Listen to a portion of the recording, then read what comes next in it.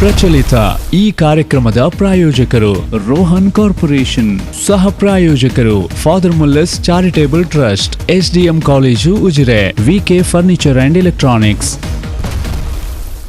ನಮಸ್ಕಾರ. ವಿ4 ವಿಶೇಷ ಕಾರ್ಯಕ್ರಮಕ್ಕೆ ಸ್ವಾಗತ. ನಾನು ತಾರನಾಥ್ ಗಟ್ಟಿ ಕಾಪಿಕಾಟ್. ವೀಕ್ಷಕರೇ, ಈ ದಿವಸದ ನಮ್ಮ ಮಾತುಕತೆ ಸಿರಿ ಮಣ್ಣು ನಮ್ಮ ತುಳುನಾಡು. ನಾವು ಸಾಮಾನ್ಯವಾಗಿ ತುಳು ಭಾಷೆ, ತುಳು ಸಂಸ್ಕೃತಿ, ತುಳು ಆರಾಧನೆ, ತುಳು ಪರಂಪರೆ, ತುಳು ಭಾಷೆ ಎಲ್ಲ ವಿಚಾರವಾಗಿ ಮಾತನಾಡ್ತಾ ಇರ್ತೇವೆ. ಸೊ ಇವತ್ತು ನಾವು ಬಹುಮುಖ್ಯವಾಗಿ ಸಿರಿ ಅನ್ನೋ ಒಂದು ಕೇಂದ್ರೀಕೃತ ವಿಚಾರವಾಗಿಟ್ಕೊಂಡು ಇವತ್ತಿನ ನಮ್ಮ ಮಾತುಕತೆ ನಡೆಯುತ್ತೆ. ಸೊ ಈ ಸಂದರ್ಭದಲ್ಲಿ ನಿಮ್ಮ ಜೊತೆಗೆ ತುಳು ಭಾಷೆಯ ಮತ್ತು ತುಳು ಮಣ್ಣಿನ, ತುಳು ನೆಲದ ಹಿರಿಯ ಸಂಶೋಧಕಿಯಾಗಿರುವಂಥ ಡಾಕ್ಟರ್ ಇಂದಿರಾ ಹೆಗ್ಗಡೆ ಅವರಿದ್ದಾರೆ. ಅವರನ್ನು ನಾನು ಪ್ರೀತಿಯಿಂದ ಈ ಒಂದು ಕಾರ್ಯಕ್ರಮಕ್ಕೆ ಸ್ವಾಗತ ಮಾಡ್ತಾ ಇದ್ದೇನೆ. ನಮಸ್ಕಾರ. ಎಸ್, ಡಾಕ್ಟರ್ ಇಂದಿರಾ ಹೆಗ್ಗಡೆ ಅವರು ತುಳುನಾಡಿನ ಒಬ್ಬ ಶ್ರೇಷ್ಠ ಸಂಶೋಧಕಿಯರಲ್ಲಿ ಒಬ್ಬ ಯಾವತ್ತೂ ಕೂಡ ನೆನಪಿನಲ್ಲಿ, ನಮ್ಮ ತುಳುನಾಡು, ತುಳು ಇತಿಹಾಸ ನೆನಪಿನಲ್ಲಿ ಇಟ್ಟುಕೊಳ್ಳಬೇಕಾದಂಥ ಒಬ್ಬರು ಶ್ರೇಷ್ಠ ಸಂಶೋಧಕಿ. ಯಾಕಂತ ಹೇಳಿದ್ರೆ ಅವರು ಒಂದು ಸಂಶೋಧನೆಯ ದಿನಮಾನಕ್ಕೆ ಬಂದ ದಿನಮಾನಗಳೇ ಅದೊಂದು ಒಂದು ವಿಶೇಷವಾದ ದಿನ ಅಂತಲೇ ಹೇಳ್ಬೋದು, ಅಥವಾ ಅಂಥ ಒಂದು ಸನ್ನಿವೇಶ ಅಂತಲೇ ಹೇಳ್ಬೋದು.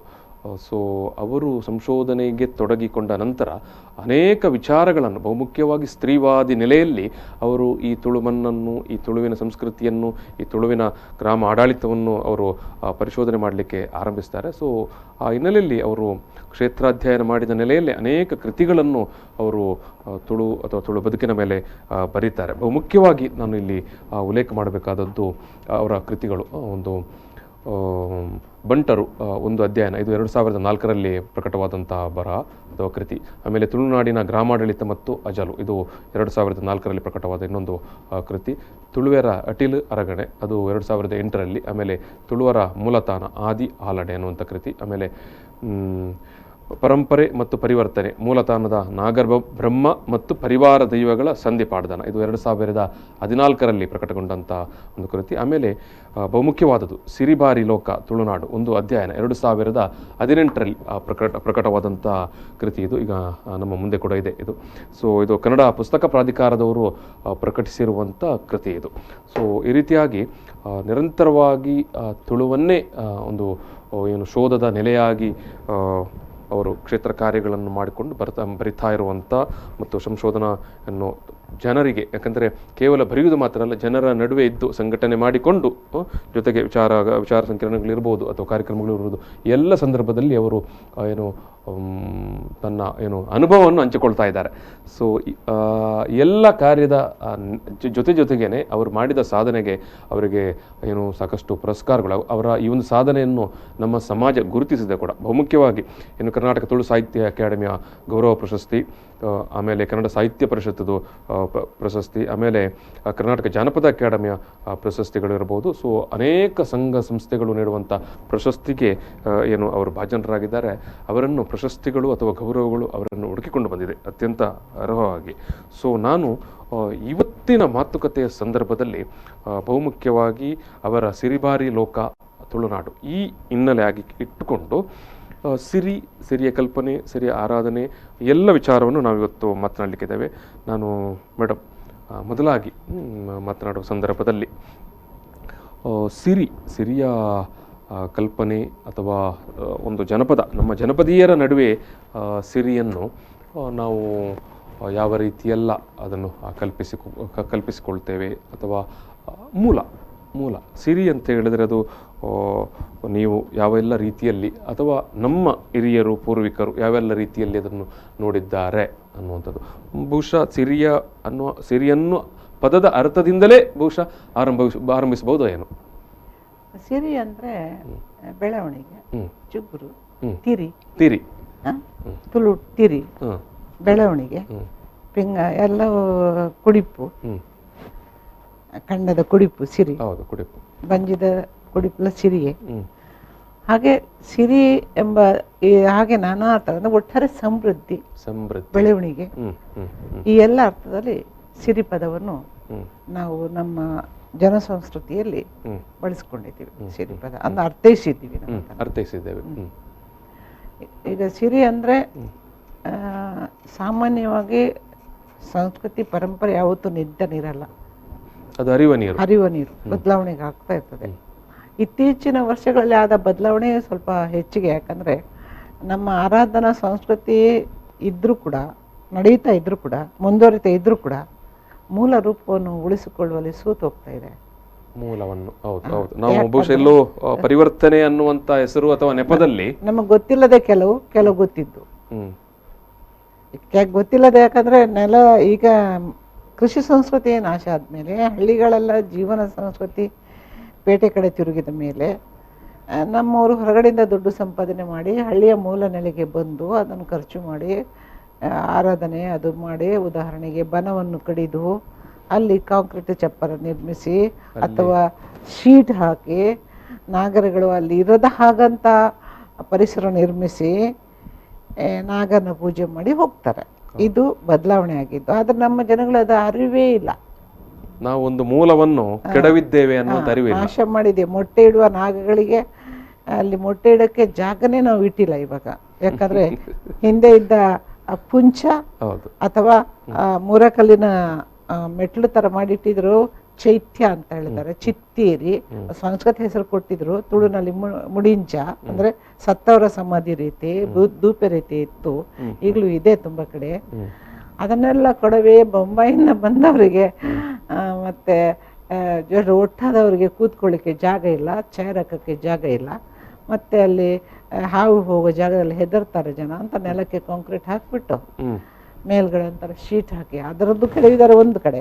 ಮತ್ತೆ ಜನಗಳು ಕೂತ್ಕೊಳ್ಬೇಕಂತ ಆ ಹಸಿರು ಪರಿಸರವನ್ನೇ ನಾಶ ಮಾಡಿದ್ದೇವೆ. ಇವತ್ತು ಬನ ಅನ್ನೋದು ಬಹುಶಃ ಎಲ್ಲೋ ದೃಶ್ಯಗಳಲ್ಲೋ ಅಥವಾ ನಾವು ಹಳೆಯ ಕ್ಲಿಪ್ಪಿಂಗ್ಸ್ ಅಲ್ಲಿ ಮಾತ್ರ ನೋಡ್ಬೇಕಾದ್ರೆ, ಈಗಿನ ಯುವ ಪೀಳಿಗೆಗೆ ಬನವನ್ನು ಹೇಗೆ ತೋರಿಸ್ತಾರೆ ಹೆತ್ತವರು? ಬನ ತೋರಿಸ್ತಾರೆ, ಅದನ್ನು ನೋಡಿ ಅದು ಬನ ಅಂದ್ರೆ ಕಾಂಕ್ರೀಟ್ ಹಾಕಿದ ಶೀಟ್ ಹಾಕಿದ್ದು, ಕೆಳಗಡೆ ಮೇಲ್ಗಡೆ ಶೀಟು, ಕೆಳಗಡೆ ಕರೆಂಟ್, ಅದು ಒಂದು ಕಲ್ಲು ತೋರಿಸ್ತಾರೆ ಅಷ್ಟೇ ತಾನೆ. ಬನ ಅಂದ್ರೆ ಏನು? ಮೂಲ ಕಲ್ಪನೆ ನಮ್ಮ ತಾಯಂದ್ರು, ವಿಶೇಷವಾಗಿ ತಾಯಂದ್ರು ಹೇಳಿಕೊಡೋದು ಮಕ್ಕಳಿಗೆ. ತಾಯಂದ್ರಿಗೆ ಹೇಳೋಕೆ ಅವಕಾಶನೇ ಇಲ್ಲ, ಆ ಥರ ಆಗೋಗಿದೆ ನಮ್ಮ. ಆದ್ರೂ ನಾವು ಉಪಾಸನೆ ನಡೀತಾ ಇದೆ.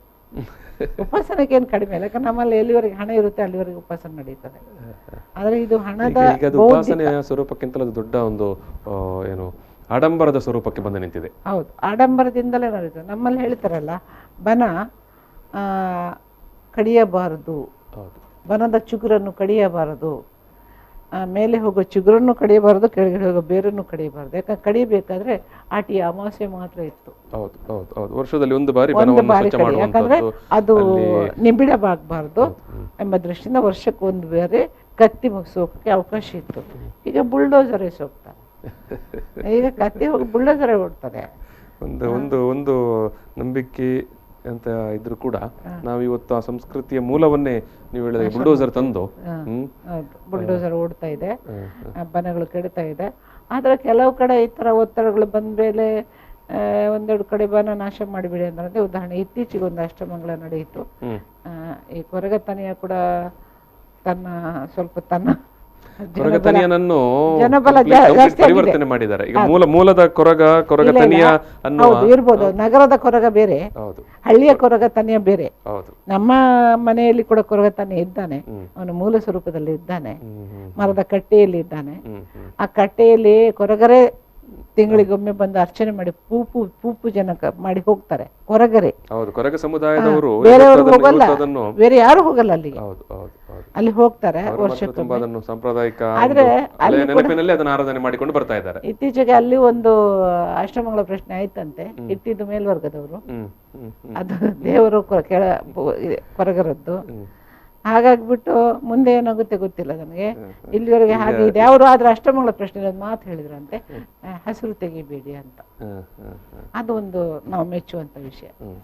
ಈಗ ಅದೇ ನಾವೀಗ ಸಿರಿಯ ವಿಚಾರಕ್ಕೆ ಮತ್ತೆ ಬರುವಾಗ, ಸಿರಿಯನ್ನು ಯಾವ ರೀತಿ, ಈಗ ನೀವು ಹೇಳಿದ್ರಿ ತಿರಿ ಅಂತ, ಸರಿ. ಈಗ ನಾವು ಆರಾಧನೆಯ ಒಂದು ಲೋಕದಲ್ಲಿ ಅಥವಾ ಜನಪದೀಯರ ಬದುಕಿನ ದಿನಮಾನದಲ್ಲಿ ನೋಡುವಾಗ ಸಿರಿಯನ್ನು ಯಾವೆಲ್ಲ ರೀತಿ ನೋಡ್ತಾರೆ ಅಂತ? ಜನಪದರಿಗೆ ನಾನು ಹೇಳಿದೆ, ನಾವೇ ಹಳೆಯದನ್ನು ಮರೆತು ಬಿಟ್ಟಿದ್ದಲ್ಲ. ಇದು ಸಿರಿ ಮೂಲ ಅತಿಕಾರ್ಯ ಭತ್ತವನ್ನು ಪ್ರತಿನಿಧಿಸುವ ಸಿರಿ ಅಥವಾ ಹೆಣ್ಣಿನ ಗರ್ಭವನ್ನು ಪ್ರತಿನಿಧಿಸುವ ಸಿರಿಯನ್ನು ನಾವು ಮರೆತು ಬಿಟ್ಟಿದ್ದೀವಿ. ಈಗ ನಮಗೆ ಮೇಲ್ನೋಟಕ್ಕೆ ಕಾಣಬರುವುದು, ಎಲ್ಲ ಕಡೆ ಉಪಾಸನೆ ನಡೆಯುತ್ತಿರುವುದು, ಆಚರಣೆ ಕಾಣೋದು ಕುಟುಂಬ ಸಿರಿ, ಪಾಡ್ದನದ ಸಿರಿ, ನಮ್ಮ ಆಲಡೆಯಲ್ಲಿ ಆಲಡೆಯಲ್ಲಿ ಸಿರಿ, ಆಲಡೆಗಳ ಸಿರಿ, ಆಲಡೆಗಳಲ್ಲಿರುವ ಸಿರಿಗೆ ಪರಿವಾರ, ಅದಕ್ಕೆ ಸಿರಿ ಪರಿವಾರ ಅಂತ ಹೇಳ್ತೀನಿ, ಕುಟುಂಬ ಸಿರಿ ಅಂತ. ನಾನು ಈ ಸಿರಿಬಾರಿ ಲೋಕ ಕೃತಿ ಬರೆಯುವಾಗ ಅದಕ್ಕೆ ಕುಟುಂಬ ಸಿರಿ ಅಂತ ಹೇಳ್ಕೊಟ್ಟಿದ್ದೀನಿ. ಯಾಕಂದ್ರೆ ಆ ಸಿರಿಗೆ ಗಂಡ ಇದ್ದಾನೆ, ಅತ್ತೆ ಇದ್ದಾರೆ, ಸಿರಿಗೆ ತಂದೆ ತಾಯಿ ಇಲ್ಲದಿದ್ರು ಕೂಡ ಅಜ್ಜ ಇದ್ದಾನೆ, ಮತ್ತೆ ಮಕ್ಕಳು ಇದ್ದಾರೆ, 3 ಹೆಣ್ಮಕ್ಳಿದ್ದಾರೆ, ಇಬ್ಬರು ಹೆಣ್ಮಕ್ಳು, 1 ಗಂಡು ಮಗ, ಮತ್ತೆ 2 ಮೊಮ್ಮಕ್ಕಳು ಇದ್ದಾರೆ, ಮತ್ತೆ ಕೆಲಸದವಳು ಇದ್ದಾರೆ. ಹಾಗಾಗಿ ಇದು ಒಂದು ಸಿರಿಯ ಕುಟುಂಬ. ಈ ಸಿರಿಯ ಕುಟುಂಬ ಈ ತುಳುನಾಡಿಗೆ ಬ್ರಾಹ್ಮಣರು ಬಂದ ಮೇಲೆ ಕಟ್ಟಿದ ಅಥವಾ ಅದು ಉದ್ಭವಿಸಿದ ಅಂತ ಅದೇನೋ ಅದು ಕಥನ ನಂತರ. ಯಾಕಂದ್ರೆ ಈ ಸಿರಿಯ ಆರಂಭದಲ್ಲೇ, ಈ ಸಿರಿಪಾಡದ ಆರಂಭದಲ್ಲೇ ಬ್ರಾಹ್ಮಣರ ಪ್ರವೇಶ ಆಗುತ್ತೆ. ಬೆರ್ಮರ ರೂಪದಲ್ಲಿ ಬ್ರಾಹ್ಮಣ ಬಂದು ಬೆರ್ಮಾಳುವನನ್ನು ಎಚ್ಚರಿಸ್ತಾರೆ, ಲಂಕೆ ಲೋಕನಾಡು ಪಾಳು ಬಿದ್ದಿದೆ ಅಂತ. ಇಲ್ಲಿ ಕೂಡ ಏನು ಒಂಥರ ಸಂದಿಗ್ಧತೆ ಅಂದ್ರೆ, ನಮ್ಮಲ್ಲಿ ಪ್ರಶ್ನೆಗಳು ಎಬ್ಬಿಸ್ತದೆ. ಏನಂದ್ರೆ ಆ ಲಂಕೆ ಲೋಕನಾಡವನ್ನು ಅಗಿಯುವಾಗಲೇ 7 ಸಿರಿಗಳು ಕಾಣ ಬರ್ತಾರೆ, ಮೂಲದ ಮೈಸಂದಾಯಿ ಕಾಣ ಬರ್ತಾನೆ, ಕುಮಾರ ಕಾಣ ಬರ್ತಾನೆ, ಎಲ್ಲರೂ ಕಾಣ ಬರ್ತಾರೆ. ಹಾಗಾಗಿ ಇದು ಸ್ವಲ್ಪ ಇಲ್ಲಿ ಕೂಡ ಗೊಂದಲ ಕಾಣ್ತದೆ ನಮಗೆ. ಹಾಗಾಗಿ ನಾನು ಹೇಳ್ತದ್ದು ಎಲ್ಲವೂ ಹಳೆಯ ನಮ್ಮ ಅತಿಕಾರ್ಯ ಭತ್ತದ ಜೊತೆ ಬಂದ, ಆ ಅತಿಕಾರ್ಯ ಭತ್ತವನ್ನು ಸಿರಿ ಎಂದು ಪರಿಭವಿಸಿದ್ದ ಕಾಲದ ಸಿರಿಗಳೇ. ಮತ್ತೆ ಹೆಣ್ಣಿನ ಮೊಳಕೆ, ಗರ್ಭದ ಮೊಳಕೆ ಮತ್ತು ಮಣ್ಣಿನ ಮೊಳಕೆ ನಮಗೆ ಅತ್ಯಂತ ಅಗತ್ಯವಿದ್ದ ಕಾಲದಲ್ಲಿ ಮೂಲದಲ್ಲಿ ಅದು ಆರಾಧಿಸಿದ ಸಿರಿ, ಮೂಲ ಸಿರಿ ಇವಳು ಮತ್ತೆ ಸಂಸ್ಕೃತೀಕರಣಗೊಂಡ ಸಿರಿ, ಈ ಕುಟುಂಬ ಸಿರಿ ಅಂತ ನಾನು ಭಾವಿಸ್ತಾ ಇದ್ದೀನಿ. ಎಸ್ ಮೇಡಮ್, ಸಣ್ಣ ಬ್ರೇಕ್ ತಗೊಳ್ಳೋ. ಬ್ರೇಕ್ ನಂತರ ಈ ಸಂವಾದ ಮತ್ತೆ ಮುಂದುವರಿತದೆ. ವೀಕ್ಷಕರಿಗೆ ಒಂದು ಸಣ್ಣ ಬ್ರೇಕ್. ಪ್ರಚಲಿತ ಈ ಕಾರ್ಯಕ್ರಮದ ಪ್ರಾಯೋಜಕರು ರೋಹನ್ ಕಾರ್ಪೊರೇಷನ್, ಸಹ ಪ್ರಾಯೋಜಕರು father Muller's charitable trust, SDM college Ujire, VK furniture and electronics. ಸಿರಿಮಣ್ಣು ನಮ್ಮ ತುಳುನಾಡು, ಈ ವಿಚಾರವಾಗಿ ನಾವು ಮಾತಾಡ್ತಾ ಇದ್ದೇವೆ. ಈ ಸಂದರ್ಭದಲ್ಲಿ ನಮ್ಮ ಜೊತೆಗೆ ಹಿರಿಯ ಸಂಶೋಧಕಿ ಡಾಕ್ಟರ್ ಇಂದಿರಾ ಹೆಗಡೆ ಅವರಿದ್ದಾರೆ. ಅವರು ಸಿರಿ ಮತ್ತು ಒಟ್ಟು ಏನು ತುಳುನಾಡಿನ ಬದುಕು, ಆಚಾರ ವಿಚಾರ, ಸಂಸ್ಕೃತಿ, ಭೂತಾರಾಧನೆ ಎಲ್ಲದರ ಬಗ್ಗೆ ಒಂದು ಸಮಗ್ರ ನೆಲೆಯಲ್ಲಿ ಅಧ್ಯಯನ ಮಾಡಿದಂಥ ಸಂಶೋಧಕಿ ಮತ್ತು ಲೇಖಕಿ. ಮುಖ್ಯವಾಗಿ ನಾನು ಇಂದಿರಾ ಹೆಗಡೆಯವರನ್ನು ಹೇಳುವ ಸಂದರ್ಭದಲ್ಲಿ SR ಹೆಗಡೆಯವರು ನಮ್ಮ ಕಣ್ಣ ಮುಂದೆ ಬರ್ತಾರೆ, ಪೊಳಲಿ ಶೀನಪ್ಪ ಹೆಗಡೆಯವರು ನಮ್ಮ ಕಣ್ಣ ಮುಂದೆ ಬರ್ತಾರೆ. SR ಹೆಗಡೆಯವರ ಪತ್ನಿ, ಶೀನಪ್ಪ ಹೆಗಡೆಯವರ ಸೊಸೆ. ಸೊ ಅವರಿಬ್ಬರ ನೆನಪಿನಲ್ಲಿ ಒಂದು ಪ್ರಶಸ್ತಿಯನ್ನು ಕೂಡ ಏನು ಆರಂಭಿಸಿ, ಆ ಪ್ರಶಸ್ತಿಯನ್ನು ಕೂಡ ಕೊಡುವಂಥ ಒಂದು ಕಾರ್ಯದ ನೇತೃತ್ವವನ್ನು ಕೂಡ ಡಾಕ್ಟರ್ ಇಂದಿರಾ ಹೆಗಡೆ ಅವರು ಮಾಡಿಕೊಂಡು ಬರ್ತಾ ಇದ್ದಾರೆ. ಮತ್ತು ಪ್ರತಿ ವರ್ಷ ಈ ಒಂದು ಪ್ರಶಸ್ತಿಯನ್ನು ಕೂಡ ಅವರು ಓರ್ವ ಹಿರಿಯ ತುಳು ನಾಡಿನ ಸಂಶೋಧಕರಿಗೆ ಕೊಡ್ತಾ ಇದ್ದಾರೆ. ಎಸ್. ಸೊ ನಾನು ಮತ್ತೆ ಈ ಒಂದು ಸಂವಾದವನ್ನು ಅವರ ಜೊತೆಗೆ ಮುಂದುವರಿಸುವ ಸಂದರ್ಭದಲ್ಲಿ, ನೀವು ಸಿರಿ ಅನ್ನು ಉಲ್ಲೇಖ ಮಾಡಿದರೆ, ನೀವು ಅತಿಕಾರಿ ಬೆಳೆಯ ಸಿರಿ ಒಂದು, ನಾವು ಏನು ಆಲಡೆಗಳಲ್ಲಿ ಆರಾಧನೆ ಮಾಡ್ತಾ ಇರುವ ಸಿರಿ ಒಂದು ಅಂತ. ಈಗ ನಾವು ಈ ಆಲಡೆಯ ಸಿರಿ ಇವತ್ತು ಸ್ವಲ್ಪ ಮಟ್ಟಿಗೆ ಏನು ಜನರಿಗೆ ಕಣ್ಣಿಗೆ ಕಾಣುವಂಥ ಒಂದು ದೊಡ್ಡ ಜಾತ್ರೆ ಆಗಿ ಉಂಟು. ಬಟ್ ನೀವು ಅದನ್ನೊಂದು ಉಲ್ಲೇಖ ಮಾಡುವಾಗ ಅಥವಾ ನಾವು ಅದನ್ನು ನೋಡುವಾಗ, ಈ ತುಳು ಮಣ್ಣಿನಲ್ಲಿ, ತುಳುನಾಡಿನಲ್ಲಿ ಹೆಣ್ಮಕ್ಕಳು ಅಥವಾ ಮಹಿಳೆಯ ಪ್ರಾಧಾನ್ಯತೆ ಮತ್ತು ಸಿರಿ ಆರಾಧನೆಯನ್ನು ನಾವು ಯಾವ ರೀತಿ ಜೋಡಿಸಲಿಕ್ಕೆ ಸಾಧ್ಯ ಆಗುತ್ತಾ? ಸಾಮಾನ್ಯವಾಗಿ ಹೇಳ್ತಾರೆ ಸಿರಿ ಬಂಡರ ಮೂಲ ಹೆಣ್ಣು ಅದು ಇದು ಅಂತ ಹೇಳ್ತಾರೆ. ನಾನು ಅದನ್ನು ಒಪ್ಪುದಿಲ್ಲ. ಸಿರಿ ಇರುವ ಕಾಲಕ್ಕೆ ಬಂಟರು ಇದ್ದಕ್ಕೆ ತಾನೆ ಸಿರಿ ಒಕ್ಕಿತಿರಿ ಜಾತಿಯಲ್ಲಿ ಹುಟ್ಟಿದ್ದು. ಸಿರಿಯಿಂದಾಗಿ ಬಂಟ ಜಾತಿ ಹುಟ್ಟಿದ್ದಲ್ಲ. ಇದು ಹಾಗಿದ್ದಿದ್ರೆ ಸಿರಿ ಒಕ್ಕಿತಿರಿ ಜಾತಿಯಲ್ಲಿ ಹೇಗೆ ಹುಡ್ತಾಳೆ? ನಾವು ತಾರ್ಕಿಕ ಪ್ರಶ್ನೆ ಹಾಕ್ಬೇಕು. ಹೌದೌದು, ಮೂಲದ ಪ್ರಶ್ನೆ. ತಾರ್ಕಿಕ ಪ್ರಶ್ನೆ. ಅವಳು ಎಲ್ಲಿ ಹುಟ್ಟಿದ್ದು? ಒಕ್ಕಿತಿರಿ ಜಾತಿಯಲ್ಲಿ ಅಂತ ಪಾಡ್ದನ ಹೇಳ್ತದೆ. ಬೆರ್ಮಾಳುವರ ಮನೆಯಲ್ಲಿ ಹುಟ್ಟಿದ್ದು. ಬೆರ್ಮಾಳುವರು ಒಕ್ಕಿತಿರಿ ಜಾತಿ ಸೇರಿದ್ದು, ಮದುವೆ ಆಗಿದ್ದು ಕೂಡ ಒಕ್ಕೆ ಜಾತಿಯ ಗಂಡನ ಮದುವೆ ಆಗಿದ್ದು, ಇದೆಲ್ಲ ಉಂಟು. ಹಾಗಾಗಿ ಅವಳು ಮೂಲ ಸಿರಿ ಅಂತ ಹೇಳೋಕೆ ಸಾಧ್ಯನೇ ಇಲ್ಲ, ಬಂಟ ಜನಾಂಗ ಸಿರಿ ಅಂತ. ಇನ್ನು ಸಿರಿಯನ್ನು ನೀವು ಮಾತೃ ಪ್ರಧಾನತೆಯನ್ನು ಅಥವಾ ಮಹಿಳಾ ಶಕ್ತಿಯನ್ನು ಮತ್ತೆ ಅವಳು ಮರುಸ್ಥಾಪನೆಗೆ ಹೋರಾಡಿದಾಳೆ ಎಂಬುದನ್ನು ನಾನು ಒಪ್ಕೊಳ್ತೇನೆ. ಅದೇ ಆ ವಿಚಾರವಾಗಿ ನಾವು ಮಾತನಾಡಬೇಕಾದದ್ದು. ಮತ್ತು ಯಾಕಂದರೆ ನಮ್ಮ ಸಮುದಾಯದ ನಡುವೆ, ನಮ್ಮ ಜನಪದೀಯರ ನಡುವೆ, ನಮ್ಮ ಇವತ್ತಿನ ಕಾಲಮಾನದ ಏನು ಸಿರಿಯನ್ನು ಆರಾಧನೆ ಮಾಡುವವರು ತುಂಬ ಎಷ್ಟೋ ಸಂದರ್ಭದಲ್ಲಿ ತುಂಬ ಬ್ಲ್ಯಾಂಕ್ ಆಗಿ ಆರಾಧನೆ ಮಾಡ್ತಾರೆ, ಒಂಥರ ಜಾತ್ರೆಯ ಸ್ವರೂಪದಲ್ಲಿ. ಅವರಿಗೆ ಈ ವಿಚಾರವನ್ನು ನಾವು ಗಮನಕ್ಕೆ ತರಬೇಕಾದ್ರೆ ನೀವು ಏನು ಏನು ವಿಷಯವನ್ನು ಈ ಹಿನ್ನೆಲೆಯಲ್ಲಿ ಹೇಳಲಿಕ್ಕೆ ಬಯಸ್ತೀರಿ? ಈಗ ಸಿರಿ ಮಾತ್ರ ಹಕ್ಕು, ಮಹಿಳಾ ಹಕ್ಕುಗಳ ಮರುಸ್ಥಾಪನೆಗಾಗಿ ಹೋರಾಡಿದಾಳೆ ಎಂಬುದನ್ನು ಇಡೀ ಕಥಾನಕ ನಮಗೆ ತೋರಿಸ್ಕೊಡ್ತದೆ. ಈಗ ಆದರೆ ಇತ್ತೀಚಿನ ನಗರೀಕರಣ ಪ್ರಭಾವದಿಂದಾಗಿ ಸಿರಿ ದರ್ಶನದಲ್ಲಿ ಕೂಡ ಸಿರಿಯನ್ನೇ ಮಹಿಳೆಯ ದರ್ಶನಕ್ಕೆ ನಿಲ್ಲುವ ಮಹಿಳೆಯರು ಸಿರಿಯನ್ನೇ ಬೈನುಡಿಗಳಿಂದ ಮಾತಾಡಿಸ್ತಾರೆ. ಇಡೀ ಪಾಠದಲ್ಲಿ ಅವಳ ಬೈನುಡಿಗಳನ್ನು ಎತ್ತಿ ನಾನು ಶಿರುವ ಕಾಲೇಜಲ್ಲಿ ಒಂದು ಪೇಪರ್ ಮಂಡಿಸಿದ್ದೇನೆ. ಎಷ್ಟೊಂದು ಬೈತಾರೆ ಬೈನುಡಿಗಳು, ಪಾಡ್ದನಗಳಿಗೆ ಸಿಗ್ತದೆ ಅಂದ್ರೆ ದಾಡೆ ಮೀರಿ ದೋಡೆ, ಮುಟ್ಟಿಕಲ ಜತಿ ಪೊಣ್ಣು, ಹಂಗೆ ಹಿಂಗೆ ಅಂತ, ಸಂಭ್ರಮಿರಿ ಕಜುಪ್ಪು, ಹೆಣ್ಣಾಳಿಕೆನ ಪೊಣ್ಣಾಳ್ವಿಕೆನ ಸಿರಿಯೇ ಅಂದ್ರೆ ಅದುವರೆಗೆ ಪೊಣ್ಣಾಳಿಕೆ ಇರ್ಲಿಲ್ಲ ಅಂತ ಆಯ್ತಲ್ಲ, ಪೊಣ್ಣಾಳಿಕೆನ ಸಿರಿಯೇ ನಿಕ್ಕು ಪಟ್ಟಕೊರ್ರ ಹಾಪುಂಡ ಸಿರಿಯೇ ಅಂತ. ಮತ್ತೆ ಪಂಚಾಯತಿ ಕಾಲದಲ್ಲಿ ಅವಳನ್ನು ಒಂಥರ ಅವಹೇಳನ ಮಾಡೋದು ಇಂತೆಲ್ಲ ಅಲ್ಲೆಲ್ಲ ಇದೆ. ಹಾಗಾಗಿ ಸಿರಿಯ ಬೈನುಡಿಗಳಂತೆ ಒಂದು ಪ್ರಬಂಧ ನಾನು ಸಿದ್ಧಪಡಿಸಿದ್ದೇನೆ. ಇಡೀ ಪಾಠದಿಂದ ಹೆಕ್ಕಿ ಸಿದ್ಧಪಡಿಸಿದ್ದೇನೆ, ಎಲ್ಲ ಸುಮಾರು ಪಾಠಗಳನ್ನು ಜೊತೆಗೆ ಇಟ್ಟುಕೊಂಡು. ಆದರೆ ಅದು ಒಂದು ಪಕ್ಕಕ್ಕಿಡಿ. ನೀವು ಸಿರಿ ಜಾತ್ರೆಗಳಲ್ಲಿ ಏನು ನಡೀತಾ ಇದೆ, ನಂದಳಿಕೆಯಲ್ಲಿ ನಾನು ನೋಡಿ ಸುಮಾರು ಕಡೆ ನೋಡಿದ್ದೀನಿ. ಆ ಕುಮಾರ ಬಂದು ತಮ್ಮಿರಿ ಇದ್ರ ಕುಟುಂಬ ಸಿರಿ, ತಾಯಿ ಸಿರಿ ಅಲೌಕಿಕ ಸಿರಿ, ತಂದೆ ತಾಯಿಗೆ ಹುಟ್ಟಿಲ್ಲ, ಅವಳು ಪ್ರಕಟಗೊಂಡವಳು, ಅವಳು ಉದಿಸಿದವಳು, ಉದ್ಭವಳು. ರಕ್ತ ಮಾಂಸವನ್ನು ಹೊತ್ತ ಗರ್ಭದಲ್ಲಿ ಅವಳು ಜನಿಸಲಿಲ್ಲ. ಆದ್ರೂ ಕೂಡ ಅವಳ ಮಗ ನಿಯಂತ್ರಿಸ್ತಾನೆ. ತಮಿರಿ ಮೀರಿ ಪುಣ್ಣತ್ತು, ಸಂಬರ ಮೀರಿ ಕಜ್ಪತ್ತು. ಹಾಗೆ ತಮಿರಿ ನಿಯಂತ್ರಿಸ್ತಾನೆ. ಅದು ಅವನು ಎಳೆ ಕಂದ, 40 ದಿವಸದ ಕಂದ ಅವಳು ಮಾಯ ಮಾಡಿದ್ದು. ಬಟ್ ಇವಾಗ ಈ ಪಾಡ್ದನ ಅಂದ್ರೆ ನಮ್ಮ ಉಪಾಸನೆಯ ಜಗತ್ತಿನಲ್ಲಿ ಸಿರಿಸೂಕೆಯ ಸಂದರ್ಭದಲ್ಲಿ ಅವನೇ ಯಜಮಾನ, ಸೂತ್ರಧಾರ ನಿಯಂತ್ರಕ ಅವನೇ. ಅವನಲ್ಲಿ ಈ ಸಿರಿಯ ಮಕ್ಕಳು ಮೊಮ್ಮಕ್ಕಳು ತಾಯಿಯ ದೂಷಣೆ ಮಾಡ್ತಾರೆ. ಇದು ನಾನು ಕಂಡಿದ್ದು ಕ್ಷೇತ್ರ ಕಾರ್ಯ. ಅಂದ್ರೆ ಇದು ಇದು ಇದು ಇದು ಈ ರೀತಿ ಆಗ್ಲಿಕ್ಕೆ ಏನು ಕಾರಣ ಇರಬಹುದು ಅಂತ ಈಗ ನಾವು ಒಂದು ಕಡೆ ಇದು ನನಗೆ ಸ್ಪಷ್ಟವಾಗಿ ಕಾಣುವ ಕಾರಣ ಅಂದ್ರೆ ವೈದಿಕ ಸಂಸ್ಕೃತಿಯ ಪ್ರಭಾವ ಮತ್ತು ನಗರಕ್ಕೆ ಹೋಗಿ ನೆಲೆಸಿದ ಮಕ್ಕಳಿಗೆ. ಮತ್ತೆ ಕೆಲವರು ಮೂದಲಿಸ್ತಾರೆ, ಅದು ನಮಗೆ ಗೊತ್ತಿಲ್ಲಲ್ಲ, ನಮ್ಮ ಎಷ್ಟು ತುಳು ಸಂಸ್ಕೃತಿ ಎಷ್ಟು ಸಶಕ್ತವಾಗಿದೆ ಎಂಬುದನ್ನು ನಮ್ಮ ಜನರುಗಳು ಅರಿತಿಲ್ಲ.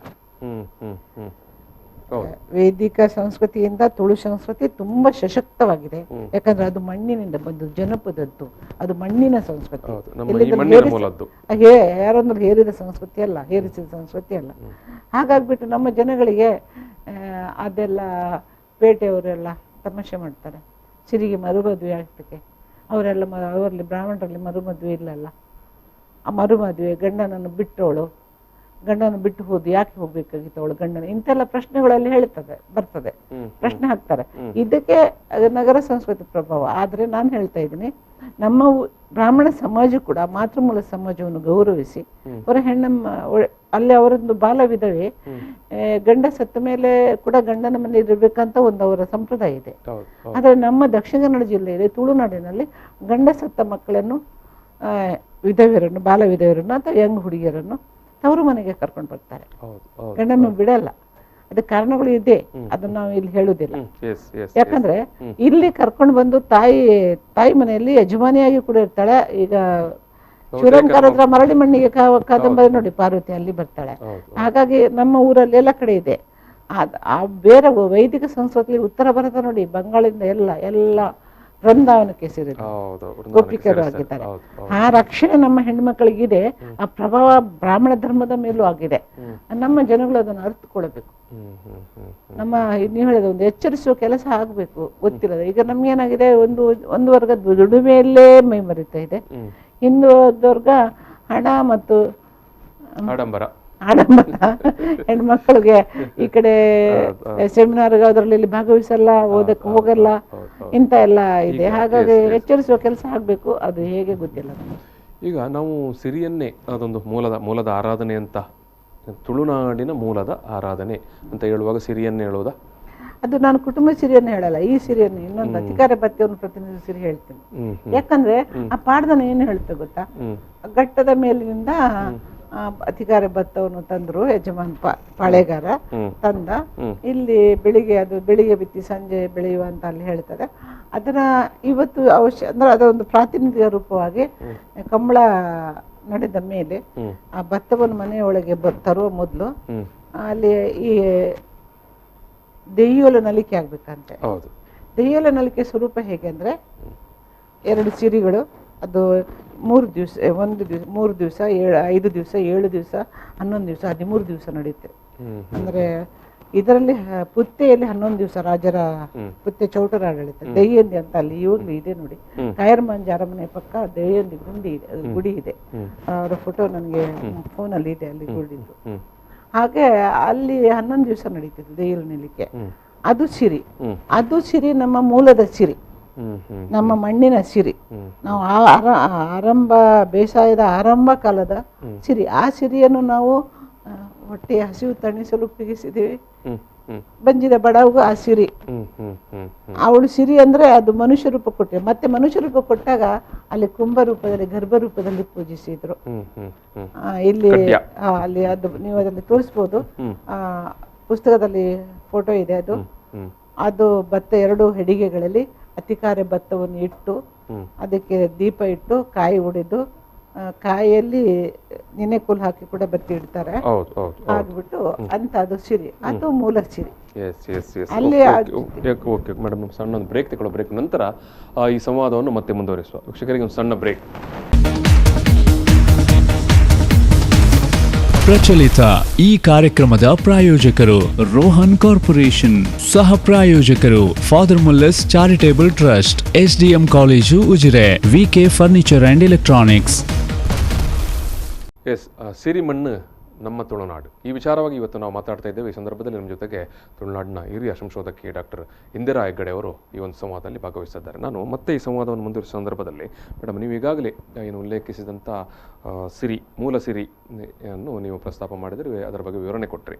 ಈಗ ನಮ್ಮ ಭೂತಾರಾಧನೆಯಲ್ಲಿ ಉಲ್ಲೇಖಗಳು ಬರ್ತದೆ, ಸಿರಿಯ ಉಲ್ಲೇಖಗಳು ಬರುತ್ತೆ. ಮತ್ತು ನಮ್ಮ ದೈವಗಳು ಕೂಡ ನಾನು ಜೋಗಾಡದ ಮಾಯಾಗ ಸಿರಿ ನಿಮ್ಮ ಅಪ್ಪಣೆ ಬೇಕು ಅಂತ ಕೇಳುವಂಥ ಪ್ರಶ್ನೆಗಳೆಲ್ಲ ಬರುತ್ತೆ.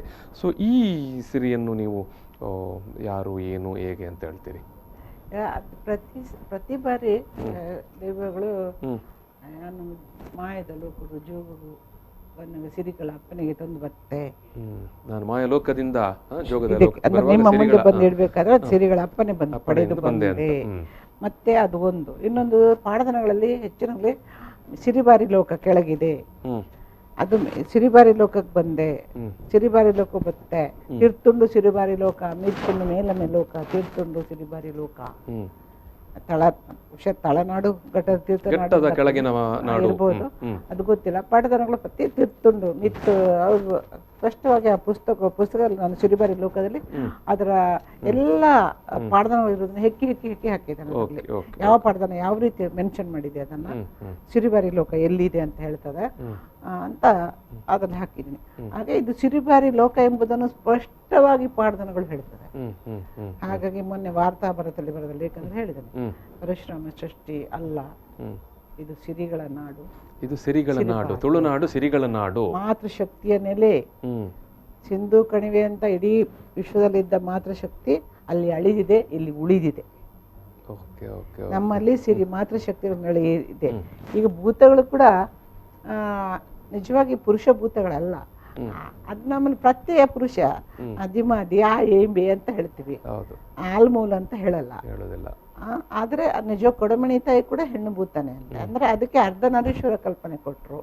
ಜುಮಾದಿಗೆ ಅರ್ಧ ಅಂತಂದ್ರು. ಆದ್ರೆ ಜುಮಾದಿ ಮೂಲತಃ ಬಂದಿದ್ದು ನಾಥಪಂಥದಿಂದ, ಅಲ್ಲಿ ಅಸ್ಸಾಂನಲ್ಲಿ ಇದ್ದಾಳೆ. ಅವಳು ನೀರಿನ ರೂಪದಲ್ಲಿ ಸಂಕೇತಿಸ್ತಾಳೆ. ಅಲ್ಲಿ ಗರ್ಭ ನೀರು ನೋಡಿ, ಮತ್ತೆ ಹೇಳ್ತಾ ಇದ್ದೀನಿ ನೀರು, ಮಣ್ಣು, ಅಲ್ಲಿ ಕೆಂಪು ಹೂ ಹಾಕ್ಬಿಟ್ಟು ಅಸ್ಸಾಂ ಕಾಮಾಖ್ಯ ಪೀಠದಲ್ಲಿ ಜೀವದಿಯನ್ನು ನೀರಲ್ಲಿ ಗುಂಡದಲ್ಲಿ, ಗುಂಡ ಅಂದ್ರೆ ಕಾಮಾಖ್ಯ ಪೀಠದಲ್ಲಿ, ಕಾಮಾಖ್ಯ ಪೀಠ, ಕಾಮಾಖ್ಯದಳು ಒಂದು ಗರ್ಭ, ಅದು ಕೂಡ ನೀರೇ, ಇದು ಕೂಡ ನೀರೇ. ಎಲ್ಲ ಗರ್ಭ ಅಂದ್ರೆ ಆಳ ಬಾವಿ. ಅದು ದೇವಸ್ಥಾನ ಅಂದ್ರೆ ಮೇಲೆ, ಗರ್ಭಗುಡಿಯಲ್ಲಿ ಮೇಲಿಲ್ಲ. ನಾಥಪಂಥದ ದೇವಸ್ಥಾನಗಳು, ಅಂಬರ್ನಾಥ್, ಮಹಾರಾಷ್ಟ್ರದ ಅಂಬರ್ನಾಥ್ ಇರ್ಬೋದು, ಅದು ಆಳ ಹೋಗ್ಬೇಕು, ನೀವು ಇಳಿಯಬೇಕು, ಮೆಟ್ಟಿಲುಗಳು ಇಳಿಯಕ್ಕ ತುಂಬಾ ಕಷ್ಟ. ನಾನು ಒಂದ್ಸರ್ತಿ ಹೋದವಳು ಇಳಿಯದೆ ವಾಪಸ್ ಬಂದೆ. ನಮ್ಮ ಹಸ್ಬೆಂಡ್ ಸಪೋರ್ಟ್ ಕೊಡ್ಲಿಲ್ಲ ನನಗೆ ಇಳಿಯಕ್ಕೆ. ಮತ್ತೆ ಇನ್ನೊಂದ್ಸರ್ತಿ ನನ್ನ ಜೊತೆ ಇದ್ದವರು ಅವ್ರು ಇಳಿದ್ರು, ಅವರ ಹಿಂದೆ ನಾನು ಇಳಿದು ಬಿಟ್ಟೆ. ಹೆಗ್ಡೆಯವರು ಇಳಿಲಿಲ್ಲ, ನಾನು ಇಳಿದೆ. ನಾವು ಒಂದು ಕ್ಷೇತ್ರ ಕಾರ್ಯ ಮಾಡುವವರು ಇಷ್ಟು ಹೋಗಿ ಬಾಯಿ ಒಳಗೆ ಯಾವ ಸ್ವರೂಪದಲ್ಲಿ ಇದೆ ಅಂತ ನೋಡ್ಬೇಕಲ್ಲ. ಕಾಮಾಖ್ಯ ಪೀಠಕ್ಕೆ ಇಳಿಬಹುದು, ಸುಲಭ ಇದೆ, ಕತ್ತಲೆ. ನಾವು ಕದಿರಿಯ, ಮಂಗಳೂರಿನ ಕದಿರಿಯ ದೇವಸ್ಥಾನವನ್ನು ಕೂಡ ಮೇಲ್ಗಡೆಯಿಂದ ನಿಂತು ನೋಡಿದಾಗ ಆಳದಲ್ಲೇ ಕಾಣುತ್ತಾ ಉಂಟಲ್ವಾ. ನಾಥ ಪಂಥ ಕೂಡ ಈ ನೆಲದಲ್ಲಿ ಕೂಡ, ಅಲ್ಲಿ ಕೂಡ ನೀರು. ಹೌದು, ಕದ್ರಿ ಕೂಡ ಎಷ್ಟು ನೀರಿದೆ, ನೀರಿನ ಜಾಗ.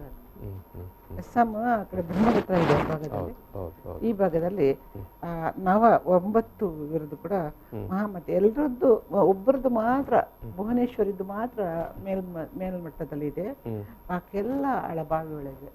ಕಾಮಾಖ್ಯ ಎಂಬ ಇದ್ದಾಳಲ್ಲ, ಅವಳು ನೀರಿನ ಒಳಗೆ ಎಲ್ಲ ಹರಿಯುವ ನೀರು, ಗರ್ಭದಲ್ಲಿ ನೀರು ಹೇಗೆ ಹರಿಯುತ್ತಿದೆ ಅದನ್ನೇ ಸಂಕೇತಿಸಿದ. ಜುಮಾದಿ ಇರ್ಬೋದು, ಅವರಲ್ಲಿ ಹೆಣ್ಣಿನ ರೂಪವನ್ನೇ ಕೊಡ್ತಾರೆ. ಅದು ಪುರುಷ ಮತ್ತು ಹೆಣ್ಣನ್ನು ಇಬ್ಬರನ್ನು ಒಟ್ಟು ಸೇರಿಸಲ್ಲ. ಕಾಳಿ, ಎಲ್ಲವೂ ಕಾಳಿಯ ಸ್ವರೂಪಗಳು, ಎಲ್ಲ ಕಾಳಿಯ ಬೇರೆ ಬೇರೆ ರೂಪಗಳು. ಅವ್ರ ಪ್ರಕಾರ ಕಳರ್ಕಾಯಿ, ಕಳರಾಹು, ಅದು ಎಲ್ಲ ಕಾಳಿಯ ಬೇರೆ ಬೇರೆ ರೂಪಗಳೇ. ಆ ರೀತಿಯಲ್ಲಿ ಆರಾಧನೆ ನಡೀತದೆ. ನಾನು 2 ಸರ್ತಿ ಅಲ್ಲಿ ಹೋಗಿ ಅಧ್ಯಯನ ಮಾಡಿ ಹೋಗಿ ಮತ್ತೆ ಮತ್ತೆ ಕರೀತದೆ ನನ್ನ ಕಾಮಾಖ್ಯ. ಈಗ ನೀವು ಮಾತಿನ ಮಧ್ಯೆ ಪರಶುರಾಮನ ಉಲ್ಲೇಖ ಬಂತು. ಈ ನಾಡು, ತುಳುನಾಡು ಅಥವಾ ಈ ಪ್ರದೇಶ, ಈಗ ನಾವು ಬೇರೆ ಬೇರೆ ಸಿದ್ಧಾಂತಗಳಿರ್ಬೋದು. ಈ ನಡುವೆ ನಾನು ಪ್ರಶ್ನೆ ಏನಂತಾರೆ, ಪರಶುರಾಮನ ಆರಾಧನೆಗಿಂತ ಅಥವಾ ಉಲ್ಲೇಖ ಕಥನಕ್ಕಿಂತಲೂ ಮೊದಲು ನಾವು ಸಿರಿ, ನೀವು 2 ರೀತಿಯ ಸಿರಿಗಳನ್ನು ಕೂಡ ಇಲ್ಲಿ ಉಲ್ಲೇಖ ಮಾಡಿದಿರಿ. ನಮ್ಮಲ್ಲಿ ಆರಾಧನೆ ಇತ್ತೋ ಯಾವ ರೀತಿಯದ್ದು ಅಂತ, ಅಥವಾ ನಾವು ಉಲ್ಲೇಖ ಅಥವಾ ನಮ್ಮ ಜನಪದಿಯರಲ್ಲಿ ನಂಬಿಕೆಗಳು ಇದ್ದಿರಬಹುದು ಅಂತ. ಪರಶುರಾಮ ನಮಗೆ ಪುರಾಣದ ಮೂಲಕ ಸಿಗ್ತಾನೆ. ಪುರಾಣದ ಮೂಲಕ, ಈ ನೆಲದ ಇತಿಹಾಸದ ಮೂಲಕ ಸಿಗ್ತಾ ಇಲ್ಲ. ಪಾಡ್ದನ ಲೋಕದಲ್ಲಿ ಇಲ್ಲ ಅವನು. ಪಾಡ್ದನ ಲೋಕದಲ್ಲಿ ಇಲ್ಲ. ಪಾಡ್ದನ ಲೋಕದಲ್ಲಿ ಇಲ್ಲ ಮೇಲೆ ನಮ್ಮ ನೆಲ, ತುಳು ನೆಲ ಜನಗಳಿಗೆ ಗೊತ್ತಿಲ್ಲ, ಅವನು ಗೊತ್ತಿಲ್ಲ. ಸಿಂಪಲ್ ಪ್ರಶ್ನೆ. ಪಾಡ್ದನ ಲೋಕದ ಇಲ್ಲದ ಮೇಲೆ ನಮ್ಮ ಜನಗಳಿಗೆ ಅವನು ಗೊತ್ತಿಲ್ಲ. ನಮ್ಮ ಜನಗಳಿಗೆ ವೇದಿಕರ ಮೂಲಕ ಗೊತ್ತಾಗಿತ್ತು, ಪರಿಚಯ ಆಗಿತ್ತು. ಪೌರಾಣಿಕ ಕಥೆ ಹಿನ್ನೆಲೆಯಲ್ಲಿ, ಪೌರಾಣಿಕ ಕಥೆಯ ಸ್ವರೂಪದಲ್ಲಿ ಎಲ್ರಿಗೂ ಗೊತ್ತಿರುವುದೇ. ನಾವೆಲ್ಲ ಕಡೆ ಕೇಳ್ತೀವಿ, ಪ್ರತಿಯೊಬ್ಬರು ಡಕ್ಕೆಬಲ್ ಇರಲಿ ಮತ್ತೆ ಮತ್ತೆ ಮತ್ತೆ ಮತ್ತೆ ಪುರೋಹಿತರು ಆ ಪೂಜೆ ಸಮಯದಲ್ಲಿ ನಮಗೆ ಅದನ್ನು ಮತ್ತೆ ಮತ್ತೆ ಹೇಳ್ತಾರೆ. ಕೇಳಿದ್ದನ್ನೇ ಕೇಳ್ತೀವಿ. ಅದು ಬೇಡ ಅಂತ ಯಕ್ಷಗಾನದಲ್ಲಿ ಬರ್ತದೆ. ಅದಕ್ಕಿಂತ ಇವಾಗಿನ ಒಂದು ನಿರೂಪಣೆ, ವೇದಿಕೆಯ ನಿರೂಪಣೆಯ ಸ್ವರೂಪ ಬದಲಾಗಿದೆ. ಅವರು ಒಳ್ಳೆ ಪದಜಾಲ ನಿರ್ಮಿಸ್ತಾರೆ. ಪರಶುರಾಮನ ಪಂಚವರ್ಣದ ಮಣ್ಣು, ಅದು ಮಣ್ಣು ಮಸಿ ಅಂತ ಸುಮಾರು ಮಾತಾಡ್ತಾರೆ ಅವರು. ಹಾಗಾಗಿ ಎಲ್ಲರೂ ಕಿವಿಗೆ ಬಿದ್ದಿದೆ, ಬೀಳ್ತಾನೆ ಇದೆ ಪರಶುರಾಮ ಸೃಷ್ಟಿ ಅಂತ. ಆದರೆ ಪುರಾಣದಲ್ಲಿ ನಾನು ನೋಡಿದ ಹಾಗೆ ಇಲ್ಲಿ ನಮ್ಮ ಶಿಕಾರಿಪುರ, ಶಿವಮೊಗ್ಗ ತಾಲೂಕಿನ ಅಲ್ಲಿ ಕೇದಾರೇಶ್ವರ ದೇವಸ್ಥಾನ ಇದೆ, ಉಳುತಡಿಯ ಬಳಿ. ಅದು ಉಳುತಡಿಯ ಬಳಿ, ಅದಕ್ಕೆ ಅವಳು ನಮ್ಮ ಅಕ್ಕ ಮಹಾದೇವಿಯ ಜಾಗ ಇದೆ, ಅಲ್ಲಿ ಉಳುತಡಿ ಬಳಿ ಇದೆ. ಕೇದಾರೇಶ್ವರ ದೇವದಲ್ಲಿ ಬಳ್ಳಿಗಾವೆ ಅಂತ ಹೆಸರು ಆ ಊರಿಗೆ. ಆ ಬಳ್ಳಿ ಚಕ್ರವರ್ತಿನೂ ಅಲ್ಲಿಂದ ತುಳಿದಂತೆ ವಾಮನ, ಅದಕ್ಕೆ ಬಳ್ಳಿಗಾವೆ ಊರಂತೆ. ಅದೇ ಕ್ಷೇತ್ರದಲ್ಲಿ ಪರಶುರಾಮ ನಿಂತು, ನಾನು ಈ ಇಡೀ ಸುತ್ತಿ ಶಸ್ತ್ರ ನಾಶ ಮಾಡಿದ ಭೂಮಿಯನ್ನು ಬ್ರಾಹ್ಮಣರಿಗೆ ದಾನ ಮಾಡಿ ಕೊಟ್ಟಿದ್ದಾನೆ. ದಾನ ಮಾಡಿ ಕೊಟ್ಟಿದ್ಮೇಲೆ ದಾನ ಮಾಡಿದ ಭೂಮಿಯಲ್ಲಿ ತಾನು ಇರಲಾರೆ ಅಂತ ಭರತೇಶನಂತೆ. ಬಾಹುಬಲಿ ಕೂಡ ಹಾಗೆ ತಾನೆ, ಇಲ್ಲದೆ ಮತ್ತೆ ಅವನು ಕಾಡಿಗೆ ಹೋಗಿ ತಪಸ್ಸು ಮಾಡಿದ್ದು, ಅಣ್ಣನ ಭೂಮಿಯಲ್ಲಿ ನಾನು ಇರಲ್ಲ. ಪರಶುರಾಮ ಕೂಡ ಹೇಳ್ತಾನಂತೆ, ನಾನು ದಾನ ಮಾಡಿದ ಭೂಮಿ ಇರಲಾರೆ ಅಂತ. ಅದಕ್ಕೇನ್ ಮಾಡುದು, ಮತ್ತೆ ಅವನಿಗೆ ಭೂಮಿ ಬೇಕಲ್ಲ ಪುರಾಣದ ಪ್ರಕಾರ. ಅವನು ಕಡಲಿಗೆ ಹೇಳ್ತಾನೆ, ನೋಡು ನಾನು ಕುಡರಿ ಬೀಸಿದಷ್ಟು ಬೀಜಕ್ಕೆ ನೀರು ಬಿಟ್ಟು ಕೊಡು, ಭೂಮಿ ಬಿಟ್ಟು ಕೊಡು ಅಂತ. ಅವನು ಕುಡರಿ ಬೀಸಿದ್ದು, ಕುಡರಿ ಬೀಸಿದ್ದು ಕನ್ಯಾಕುಮಾರಿಯಿಂದ, ಅದಕ್ಕೆ ಒಂದು ಜಾಗ ಇದೆ, ಆ ಜಾಗದಿಂದ ಅವನು ಬಹುಶಃ ನಮ್ಮ ಬಾರು ಹಸಿರು ಲೆಕ್ಕ ಬೀಸಿರ್ಬೇಕು. ಅವನು ಉದ್ದಕ್ಕೆ ಅಲ್ಲಿಗೆ ಹೋಗಿ ಗುಜರಾತಿನ ಗೋಪಾರ ಅನ್ನೋ ಜಾಗದ ಹೆಸರಿದೆ, ಅಲ್ಲಿ ಹೋಗಿ ಅಷ್ಟು ಜಾಗವನ್ನು ಕವರ್ ಮಾಡ್ತದೆ ಅವನ. ಅದೊಂದು ಪೌರಾಣಿಕ ಕಥನ. ನೀವು ಈಗ ನಾನು ಮತ್ತೆ ಅದನ್ನೇ ಪ್ರಶ್ನೆಗೆ ಬರುವಂಥದ್ದು, ನಮ್ಮಲ್ಲಿ ಎಲ್ಲಿ ಕೂಡ ಪರಶುರಾಮನ ದೇವಾಲಯಗಳು ಆರಾಧನಾಲಯಗಳು ಕಾಣಿಸುವುದಿಲ್ಲ. ಅಂದರೆ ನಾನು ಯಾಕೆ ಹೇಳ್ತಾ ಇದ್ದೇನೆ ಅಂತ ಹೇಳಿದ್ರೆ, ನೀವು ಹೇಳಿದ ಮೂಲ ಉತ್ತರಕ್ಕೆ ಸಂಬಂಧಪಟ್ಟ ಹಾಗೆ ತುಳುನಾಡು ಅಥವಾ ನಮ್ಮ ಪಾಡ್ದನ ನಮ್ಮ ಜನಪದಿಯ ಲೋಕದಲ್ಲಿ ಪರಶುರಾಮ ಕಾಣಿಸಿಕೊಳ್ಳುವುದಿಲ್ಲ ಅಂತ. ಬಹುಶಃ ಆ ಕಾರಣದಿಂದಾಗಿ ನಮಗೆ ಎಲ್ಲೂ ಕೂಡ ಆರಾಧನಾಲಯಗಳು ಕಾಣುವುದಿಲ್ಲವೋ ಏನು? ಇಲ್ಲ. ಈಗ ನೋಡಿ, ನಾನು ಅದು ಬರೆದೇನೆ, ಅಳುಪರು ಶೈವ ಉಪಾಸಕರು, ಅಳುಪರು ಭೂತಾರಾಧಕರು ಇದ್ದು ಕೂಡ ನಮಗೆ ಶಾಸನಗಳಲ್ಲಿ ದೇವಸ್ಥಾನಗಳ ಅಳುಪರು ಕಟ್ಟಿದ್ದು ಕಂಡು ಬರ್ತದೆ. ಹಾಗಾಗಿ ದೀರ್ಘಕಾಲಕ್ಕೆ ಆಳ್ವಿಕೆ ಮಾಡಿದವರು ಅಳುಪರು. ಆ ಶಿವನನ್ನ ಶಂಭುಕಲ್ಲು 7ನೇ ಶತಮಾನದ ದೇವಸ್ಥಾನ, ಅಂದಾಜು 7ನೇ ಶತಮಾನ ದೇವಸ್ಥಾನ ಶಂಭುಕಲ್ಲಿಂದ ತೊಡಗಿ ಮತ್ತೆ ನಮಗೆ ಉಳ್ಳಾಲ್ದಿ ಅದೆಲ್ಲ ಬರ್ತದೆ. ಕದ್ರಿಯವರಿಗೆ ಎಲ್ಲ ಕಾಣಬರ್ತದೆ. ನಮಗೆ ಕದ್ರಿಯಲ್ಲಿ ಬೌದ್ಧ ಸಂಪ್ರದಾಯ ಕೂಡ ಇದೆ, ಅದು ಇಲ್ಲಿ ಚರ್ಚೆ ವಿಷಯ ಅಲ್ಲ, ಬಿಡಿ. ಅವ್ರು ತರ್ತಾರೆ. ಮುಂದೆ ಮಧ್ವಾಚಾರ್ಯ ನಾವು ಹೆಸರು ಹಾಕಿದ್ರು ಕೂಡ ಮಧ್ವಾಚಾರ್ಯ ಕಾಲದಲ್ಲಿ ವೈಷ್ಣವ ಧರ್ಮ ಅಷ್ಟು ಪ್ರಚಾರ ಪಡೀಲಿಲ್ಲ. ಪ್ರಚಾರ ಪಡೆದು ಶ್ರೀ ಕೃಷ್ಣದೇವರಾಯನಿಂದ ವಿಜಯಕರ್ಮ. ಅವನೇನ್ ಮಾಡ್ತಾನೆ, ನಮ್ಮ ಪುಂಡಿಪನವು ತುಳಸಿ ಕಟ್ಟೆ ಮುಂದೆ ಪುಂಡಿಪನ ಹಾಕ್ತೀವಲ್ಲ, ಆ ಪಣವು ಕಳಿಸಿದ್ದು ನಮ್ಮ ಇವರು ವಾದಿರಾಜರ ಮೂಲಕ. ಅವನು ಅದಕ್ಕೆ ಶಾಸನ ದಾಖಲೆ ಕೂಡ ಇದೆ. ಅಂದ್ರೆ ಅವನಿಗೆ ತಿರುಪತಿ ಭಕ್ತ ಅವನು. ಯಾರು? ಕೃಷ್ಣದೇವರಾಯ. ಅದುವರೆಗೆ ವಿಜಯನಗರ ವಿರೂಪಾಕ್ಷರದರದಿತ್ತು, ಒಡೆತನದಲ್ಲಿತ್ತು. ಆಮೇಲೆ ಅವನು ತಿರುಪತಿಗೆ ಶುರು ಮಾಡಿದ್ದು. ಇಲ್ಲಿಂದ ಕೂಡ ಹುಂಡಿ ಹೋಗೋಕೆ ಶುರು ಆಯ್ತು. ನಮ್ಮ ಮನೆ ಮುಂದೆ ಇದ್ದ ನಾಮದ ಬುಗುತ ಮರಾಯಿ, ಎಲ್ಲ ಮನೆಗಳ ಮುಂದೆ ಒಂದು ಬುಗುತ ಮರ ಇತ್ತು. ಆ ಬುಗುತ ಮರ ಇದೆ ಕೆಲವು ಮನೆಗಳಲ್ಲಿ, ಹಳೆ ಮನೆಗಳಲ್ಲಿ. ಕೆಲವರು ಹೊಸ ಮನೆಗಳಲ್ಲಿ ಕೂಡ ಇಟ್ಟಿದ್ದಾರೆ ಸೈಡಲ್ಲಿ. ಅದು ಪ್ರವೇಶ ದ್ವಾರದಲ್ಲಿ ಬುಗುತ ಮರ ಇರಬೇಕು, ಮನೆ ಒಳಗಡೆ ಬಂದು ಹಾಕ್ಬೇಕಂತ. ನನ್ನ ಬಾಲ್ಯದಲ್ಲಿ ತುಳಸಿಗೆ ನೀರು, ತುಳಸಿ ಕಟ್ಟೆ ಬಂತಲ್ಲ ಬೃಂದಾವನ, ಆ ಮುಡಿ ಪೀಡುದೆಲ್ಲ ಬಂತು. ಅದರಲ್ಲಿ ತುಳಸಿ ಪೂಜೆ ಮಾಡಿ ಹೋಗಿ ನಾಮ ಹಾಕ್ತಿದ್ರು. ಅಂದ್ರೆ ನಮ್ಮ ಜನಗಳಿಗೆ ಅರಿವು ಕಡಿಮೆ. ನಮ್ಮ ಮೂಲ ಆರಾಧನೆ ಯಾವುದು? ವಿಭೂತಿಯನ್ನು ಉಳಿಸಿಕೊಂಡ್ರು, ತುಳಸಿ ಕಟ್ಟೆಯನ್ನು ಮತ್ತೆ ಬೆಳೆಸಿದ್ರು. ಇವಾಗ ಜನ ಹೇಳ್ತಾರೆ ತುಳಸಿ ಕಟ್ಟೆ ನಮ್ಗೆ ಕಂಪಲ್ಸರಿ ಅಂತ. ಅಷ್ಟರ ಮಟ್ಟಿಗೆ ನಾವು ಯಾವುದೇ ನಗರದಲ್ಲಾದ್ರೂ ಕೂಡ ಸಣ್ಣ ಒಂದು 2 ಸೆನ್ಸ್ ಮನೆ ಮಾಡುವಾಗ ಕೂಡ ಮರೆತು, ಹೌದು ತುಳಸಿ ಕಟ್ಟೆ ನಮ್ಗೆ ಅದು ಕಂಪಲ್ಸರಿ ಆಗಿದೆ. ಮೊದಲು ಇದ್ದಿದ್ದು ಬಿಲ್ವಪತ್ರೆ ಮರ ಇತ್ತಿತ್ತು ಮನೆ ಮುಂದೆ. ತುಳುವರ ಮನೆ ಮುಂದೆ ಒಂದು ಬಿಲ್ವಪತ್ರೆ ಮರ. ಇವತ್ತಿಗೂ ಕೂಡ ನಾವು ಹಳೆಯ ಏನು ಕುಟುಂಬದ ಮನೆಯ ಎದುರುಗಡೆ ಹಳೆಯ ಕಾಲದ ಮನೆಗಳನ್ನು ತಳಪಡಿನಲ್ಲಿ ಹೋಗಿ, ಇಲ್ಲಿ ಮಂಗಳೂರಲ್ಲಿ ದೊಡ್ಡ ಮರ ಇದೆ. ದೊಡ್ಡ ಮರ. ಕೆಲವು ಕುಟುಂಬದ ತರವಾಡು ಮನೆಗಳ ಎದುರು 100 ವರ್ಷ ಹಳೆಯದಷ್ಟು. ಯಾಕಂದ್ರೆ ಶೈವ ಸಂಪ್ರದಾಯ. ಹೌದು. ವೈಷ್ಣವ ಸಂಪ್ರದಾಯ ಬಂದಾಗ ತುಳಸಿ ಕಟ್ಟೆ ಅದಕ್ಕೆ ಹೆಸರು. ಈ ನಾಮದ ಇದು ಕೂಡ ಹೋಯ್ತು. ಅದು ಕೂಡ ನನ್ನದೇ ಮನೆಯಲ್ಲಿ ಮತ್ತೆ ಹೊಸ ಮನೆ ಅಂದ್ರೆ ಮರು ನಿರ್ಮಿಸಿದಾಗ ಮುಗುತು ಮರ ಎಲ್ಲಿದೆ ಗೊತ್ತಿಲ್ಲ ಈಗ ನನಗೆ.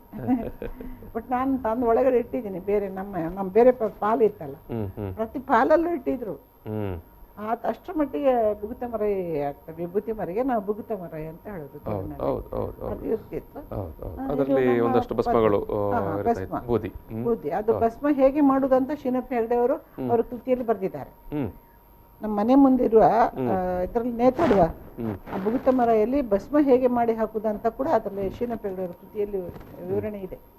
ಯಾವ ರೀತಿ ಬುಗುತ ಮರ ಅಂತ ಹೇಳಿದ್ರೆ ಅದೇ ಒಂದು ಮರದ ಸ್ವರೂಪದ ಒಂದು ಇವತ್ತಿನ ಒಂದು ಸಣ್ಣ ಇದರ ಬೌಲ್ ತರ, ಅದಕ್ಕೆ ಒಂದು ಹಗ್ಗ ಇರ್ತದೆ ನೇತಾಡಿಸ್ಲಿಕ್ಕೆ. ಅದರಲ್ಲಿ ಜಾಗ ಇರುತ್ತೆ, ಅದರಲ್ಲಿ ಭಸ್ಮ ಇರುತ್ತೆ.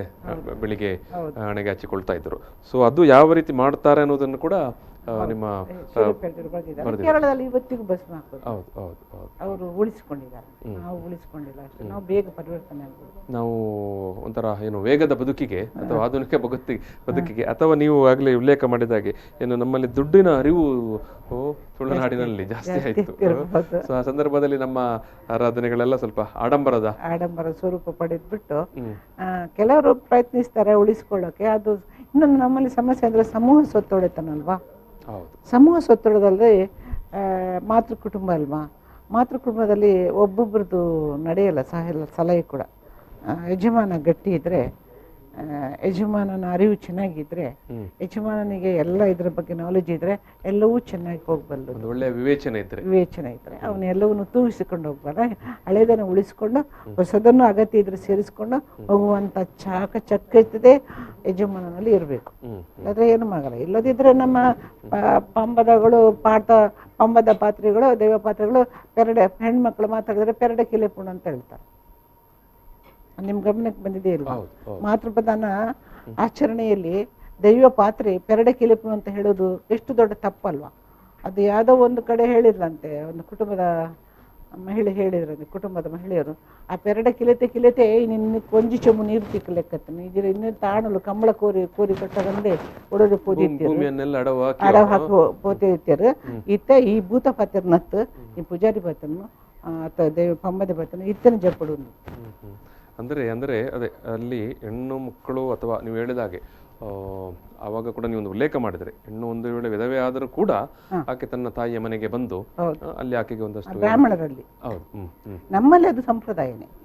ಮರ ಬುರುಂಡು ಪಕ್ಕಿ ಪಾರ್ದು ಮರ ಬೂರ್ಂಡು ಗಂಡ ಸತ್ರೆ, ಅದೇ ಮರ ಸತ್ರ ಅಲ್ಲ, ಮರ ಅವಳು ಆ ಮರದಲ್ಲೇ ಕೂತಿದ್ದು, ಗಂಡ ಎಂಬ ಮರದ ಮೇಲೆ ಅವಳು ಕೂತಿದ್ಲು, ಮರ ಬೂರ್ಂಡು ಪಕ್ಕಿ ಪಾರ್ದು ಅವಳು ಮತ್ತೆ ತವರು ಮನೆಗೆ ಹೋದ್ರು ಕೂಡ ಆ ತವರು ಭೂಮಿಯನ್ನು ನೋಡಿಕೊಳ್ಳುವಂತ ಒಂದು ವೇಳೆ ಅವಳು ವಯಸ್ಸಿನಲ್ಲಿ ಹಿರಿಯವಳಾಗಿದ್ರೆ ನೋಡಿಕೊಳ್ಳುವಂತ ಒಂದು ಅಧಿಕಾರ ಹಕ್ಕುಗಳು ಆಕೆಗೆ ಇತ್ತು. ಉಣ್ಣಲು ತಿನ್ನಲು ಇತ್ತು. ಅವಳು ಒಂದೊಳ್ಳೆ ಆಸ್ತಿಯೊಡತೆ ಆಗದಿದ್ರೆ ಕೂಡ, ಈಗ ಎಲ್ರಿಗೆ ಆಸ್ತಿ ಇರಲ್ಲ, ಅವರಿಗೆ ಸಾಂಸ್ಕೃತಿಕ ಪರಿಸರ ಅವರಿಗೆ ರಕ್ಷಣೆ ಕೊಡ್ತಿತ್ತು. ಅಲ್ಲಿ ಒಂದು ಪರಿಸರ ಇದೆಯಲ್ಲ, ಅವಳನ್ನು ಗಂಡನ ಮನೆಗೆ ಕೊಡ್ತಾ ಇತ್ತು. ಮತ್ತೆ ಜೊತೆಗೆ ಆಸ್ತಿ ಇದ್ರೆ ಅದನ್ನು ಉಳಿಸಿಕೊಳ್ಳುವಲ್ಲಿ ಕೂಡ ಆಕೆ ದೊಡ್ಡ ಪಾತ್ರ ವಹಿಸ್ತಾ ಇದ್ಲು. ಹೌದು, ಯಾಕೆ ಅವಳಿಗೆ ಮನೆಯ ಆಸ್ತಿ ಉಳಿಸಿಕೊಳ್ಬೇಕಲ್ಲ, ಹಾಗೆ ಬರ್ತಾ ಇದ್ಲು. ಮತ್ತೆ ಗಂಡ ಬದುಕಿದ್ರೆ ಗಂಡನ ಬೆಂಬಲ ಸಿಗ್ತಿತ್ತು, ಇಲ್ಲದ್ರೆ ಒಂದು ಸಾಂಸ್ಕೃತಿಕ ಪರಿಸರದ ಒಂದು ಬೆಂಬಲ ಇತ್ತು. ಸೊ ಅಂತಿಮವಾಗಿ ಯಾಕಂತ ಹೇಳಿದ್ರೆ ಒಂದು ಹೆಣ್ಣಿನ ಅಲ್ಲಿ ಏನು ಪ್ರಾತಿನಿಧ್ಯ ಇದ್ದ ಕಾರಣಕ್ಕಾಗಿ ಸಾಕಷ್ಟು ಭೂಮಿಗಳು ಉಳಿದುಕೊಂಡವು ಅಂತ. ಹೌದು, ಎಷ್ಟು ನಾನು ಅದಕ್ಕೆ ಹೇಳಿದೆ, ಭೂಮಿಗಳು ಉಳಿದುಕೊಂಡು ಅದು ಈಗಿನ ಸರ್ಕಾರದ ಕಾನೂನುಗಳಿಂದ ತೊಡಕು ಕೂಡ ಆಗಿದೆ. ಉದಾಹರಣೆ ಒಂದೇ ಮಾತಾಡ್ಬೇಕಾದ್ರೆ, ನನ್ನ ಅಜ್ಜಿಯ ಅಕ್ಕನ ಹೆಸರಲ್ಲಿ ಭೂಮಿ ಇದೆ, ಅಜ್ಜಿ ಅಕ್ಕನ ಹೆಸರಲ್ಲಿ ರಿಜಿಸ್ಟರ್ ಆಗಿಲ್ಲ, ಸುಮಾರು ತಲೆಮಾರಿಗಳಿಂದ ರಿಜಿಸ್ಟರ್ ಆಗಿದೆ, ಬಾಯ್ದರಿಯಾಗಿ ಭಾಗ ಆಗಿದೆ, ರಿಜಿಸ್ಟರ್ ಆಗಿದೆ. ಈಗ ಅದನ್ನೆಲ್ಲ ಹುಡುಕೊಂಡು ಯಾರು ಅದನ್ನ ಮಾಡುದು? ಈ ತರ ಇಲ್ಲಿ ಬೆಂಗಳೂರು ನನ್ನ ಸುರತ್ಕಲ್ ಮನೆ ಪಕ್ಕ ಇದ್ದಾರೆ ಅಣ್ಣ ತಂಗಿ ಅಂದ್ರೆ ಮದುವೆ ಅವ್ರದ್ದು ಇದೆ, ಬೇರೆ ಕಾರಣ ಇದೆ, ಅವ್ರ ಹತ್ರ ಭೂಮಿ ಬೇಕಾದಷ್ಟು ಇದೆ, ಆದ್ರೆ ಇದೇ ರೀತಿ ಇದನ್ನಾಗಿ ಭೂಮಿ ಮಾರಕ್ಕಾಗಲ್ಲ, ಬದುಕಿ ಕಷ್ಟ ಆಗ್ತಾ ಇದೆ. ಇಂಥ ಸಂದರ್ಭಗಳು ಇದೆ, ಯಾಕಂದ್ರೆ ಕಾನೂನಿನ ಬದಲಾವಣೆಯಿಂದಾಗಿ, ಹೊಸ ಕಾನೂನುಗಳಿಂದ. ಮೇಡಮ್, ನಾವು ಸಿರಿಯ ವಿಚಾರವಾಗಿ ಒಂದಷ್ಟು ಇಲ್ಲಿ, ಯಾಕಂತ ಹೇಳಿದ್ರೆ ಸಿರಿಯನ್ನು ಒಂದು ಗಂಟೆಯ ಅವಧಿಯಲ್ಲಿ ಮಾತನಾಡಿ ಮುಗಿಸಲಿಕ್ಕೆ ಸಾಧ್ಯ ಇಲ್ಲ. ಒಂದು 2 ಸಿರಿಗಳಲ್ಲಿ, ವಿಭಿನ್ನ ಸಿರಿಗಳಲ್ಲಿ ಒಬ್ಬೊಬ್ಬ ಸಿರಿಗೆ 1 ಗಂಟೆಯಿಂದ ಜಾಸ್ತಿ ಇದೆ. ಯಾಕಂದ್ರೆ ಅದು 13 ದಿನ ನಡೆಯುವ ಕೋಲ, ಆ ಸಿರಿ ನಾನು ಅದನ್ನ ಅದರಲ್ಲಿ ಮುಗಿಸಿ ಹೇಳ್ತೀನಿ. ಅದನ್ನು ಆ ಕುಂಭ ಸಿರಿ ಅಧಿಕಾರ ಭತ್ತದ ಸಿರಿಗಳು ಇದ್ದಾರಲ್ಲ, 2 ಸಿರಿಗಳ ಪಾತ್ರೆಗಳನ್ನು ನಿಲ್ತಾರೆ, ಪುರುಷನೇ ಮಹಿಳೆಯ ಪಾತ್ರೆ, ಇಲ್ಲಿ ಮಹಿಳೆಯರು ಬರೋದಿಲ್ಲ, ಪುರುಷರೇ 2 ಸಿರಿಗಳ ಪಾತ್ರೆಯಲ್ಲಿ ನಿಲ್ತಾರೆ. ಆ ಸಿರಿಗಳ ಕೊಡೆಯಡಿಯಲ್ಲಿ ಎಲ್ಲ ಭೂತಗಳು, ಎಲ್ಲ ಬೆರ್ಮೆರು ಕೂಡ ಅವಳ ಮೇಲಿಲ್ಲ. ಇಲ್ಲಿ ನೋಡಿ, ಬೆರ್ಮೆರ ಅವಳು ದೇವ್ರ ಅಂತ ಹೇಳ್ತಾಳೆ, ಅವರು ಬೆರ್ಮೆರನ ದೇವರಲ್ಲ, ಬೆರ್ಮೆರು ಕೂಡ ಅವಳ ಕೊಡೆಯಡಿಯಲ್ಲಿ ಬರ್ತಾರೆ, ಅವಳ ನೆರಳಲ್ಲಿ ಬರ್ತಾರೆ. ಅಂದರೆ ಸಿರಿಯ ಆದಿ ಅಂತ ಇತ್ತು, ಸಿರಿಯ ಮೂಲ ಅಂತ. ಎಷ್ಟರ ಮಟ್ಟಿಗೆ ವಿಷ್ಣು ಅವರು ತಮಾಷೆಗಾಗಿ ಮಾಡೋದ್ರಲ್ಲಿ ವಿಷ್ಣು ದೇವ್ರನ್ನು, ವೈದಿಕ ದೇವರನ್ನು ಕೂಡ ಹೊತ್ಕೊಂಡು ಬರ್ತಾರೆ, ಅದು ಸಿರಿಯ, ಅದಕ್ಕೆ ಸಿರಿಯ ಮೂಲ. ಯಾರು ಆ ಭೂಮಿಯಲ್ಲಿ, ಈ ನೆಲದಲ್ಲಿ ಯಾರು ಬಂದ್ರು, ನಮ್ಮಲ್ಲಿ ಒಂದು ಪದ್ಧತಿ ಇದೆ ಭೂತಾರಾಧನೆಯಲ್ಲಿ. ಒಂದು ಗ್ರಾಮದಲ್ಲಿ ಒಂದು ದೈವರ ರಾಜನ ದೈವ ಒಂದು ಇರುತ್ತಲ್ಲ, ಆ ಗ್ರಾಮಕ್ಕೆ ಇನ್ನೊಂದು ಅರಸು ದೈವ ಬಂದ್ರು ಕೂಡ ಈ ಮೊದಲು ಇದ್ದ ರಾಜನ ದೈವದ ಅಡಿಯಾಳಾಗಿರ್ಬೇಕಾಗುತ್ತೆ. ಹಾಗಾಗಿ ಸಿರಿಯ ನೆಲಕ್ಕೆ ಬಂದ ವಿಷ್ಣು, ಕೃಷ್ಣ, ಇವರು ಆ ವೈದಿಕ ದೇವರು ಕೂಡ ಸಿರಿಯ ಕೊಡೆಯಡಿಯಲ್ಲೇ ಬರ್ಬೇಕು. ಅದು ನೆಲದ ಕಾನೂನು. ಈ ಮಣ್ಣಿನ ನಂಬಿಕೆ. Yes. ಅದೇ ಅದೇ ಅದೇ ತುಳುನಾಡು, ಅದೇ ತುಳುನಾಡು. ದೈವಲಾಚರಣೆಯಲ್ಲಿ ಅದು ಇದೆ. ಎಸ್ ತುಂಬ ಅದ್ಭುತವಾದ ವಿಚಾರಗಳನ್ನು ನೀವು ಮಂಡಿಸಿದಿರಿ. ನಾನು ಈ ಒಂದು ಏನು ಸಂವಾದಕ್ಕೆ ಇಲ್ಲಿಗೆ ತೆರೆಯುವ ಏನು ಮುಗಿಸುವ ಅದು, ಯಾಕಂದರೆ ನಾನು ಆಗಲೇ ಹೇಳಿದೆ 1 ಗಂಟೆಯಲ್ಲಿ ಏನೋ ಒಂದಷ್ಟು ವಿಚಾರಗಳನ್ನಷ್ಟೇ ನಾವು ಕೆದಕಬಹುದು. ಆದರೆ ಅನೇಕ ವಿಚಾರಗಳು ಸಿರಿಯ ಬಗ್ಗೆ ಮಾತನಾಡಬೇಕನ್ನೋದು ಇದೆ. ನಾವು ಮುಂದಕ್ಕೆ ಕೂಡ ಮಾತನಾಡುವ, ಬಹುಮುಖ್ಯವಾಗಿ ಸಿರಿಯನ್ನೇ. ಸೊ ಈ ಸಂದರ್ಭದಲ್ಲಿ ನಾನು ಈ ಒಂದು ಸಂವಾದವನ್ನು ಸಮಾಪನ ಮಾಡ್ತಾ ಇದ್ದೇನೆ. ಸೊ ಈ ಸಂದರ್ಭದಲ್ಲಿ ನಾನು ನಿಮಗೆ ಸಮಸ್ತ ವೀಕ್ಷಕರ ಪರವಾಗಿ ಪ್ರೀತಿಯ ಧನ್ಯವಾದವನ್ನು ಸಮರ್ಪಣೆ ಮಾಡ್ತಾ ಇದ್ದೇನೆ. ಧನ್ಯವಾದಗಳು. ಎಸ್ ವೀಕ್ಷಕರೇ, ಸಿರಿಮಣ್ಣು ನಮ್ಮ ತುಳುನಾಡು ಈ ಸಂವಾದವನ್ನು ಇಲ್ಲಿಗೆ ಸಮಾಪನ ಮಾಡ್ತಾ ಇದ್ದೇವೆ. ನಮಸ್ಕಾರ. ಪ್ರಚಲಿತ ಈ ಕಾರ್ಯಕ್ರಮದ ಪ್ರಾಯೋಜಕರು ರೋಹನ್ ಕಾರ್ಪೊರೇಷನ್, ಸಹ ಪ್ರಾಯೋಜಕರು father Muller's charitable trust, SDM college Ujire, VK furniture and electronics.